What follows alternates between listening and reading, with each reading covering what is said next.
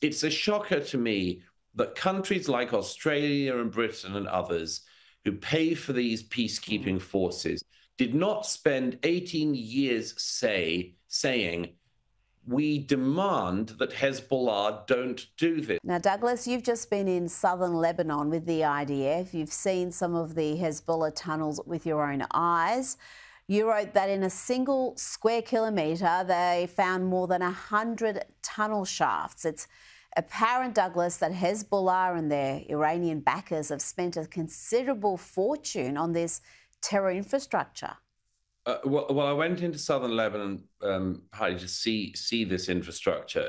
Hezbollah, we now know from documents that were discovered in the last month, verified by all the main newspapers, Hezbollah was actually intending to do an October the 7th style attack from the north of Israel, from southern Lebanon into the north of Israel. And you can see the tunnel network it has set up in order to do such an attack. And you can see the places where they stored the rockets and much more. The thing about this that's extremely disturbing, among others, is that all of this happened literally right under the watchtowers of the so-called UN peacekeeping force, UNIFIL.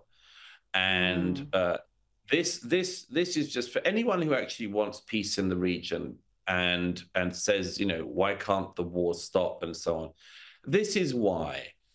I was in southern Lebanon, northern Israel, 18 years ago now, when the 2006 Hezbollah war came to a close, and the United Nations resolution was that one of the prerequisites to stopping the war was that Hezbollah would not be allowed to build up its terror infrastructure, including of long and short-range rockets, in the south of Lebanon.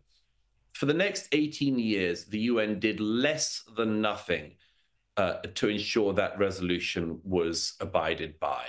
Instead, they literally watched as Hezbollah dug its terror tunnel network. They literally watched as Hezbollah stored munitions where they were meant not to. They literally watched, the UN peacekeeping forces literally watched as Hezbollah fired thousands of rockets from that allegedly demilitarized area into Israel. It's all there, visibly on the ground.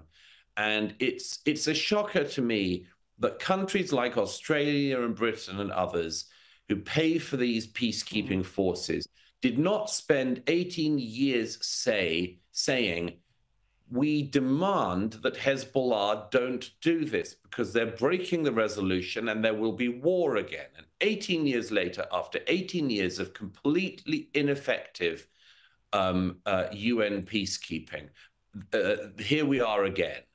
And I think it is a tragedy for the people of Lebanon, a tragedy for the people of Israel. And this is on the UN's watch. And the UN has plenty of criticisms that can be made of it. But this sort of thing is what makes you wonder whether the United Nations doesn't go the way of the League of Nations. At this stage, what can you do with an organization that is willing not only not to stop war where it can, but not even to abide by its own binding resolutions?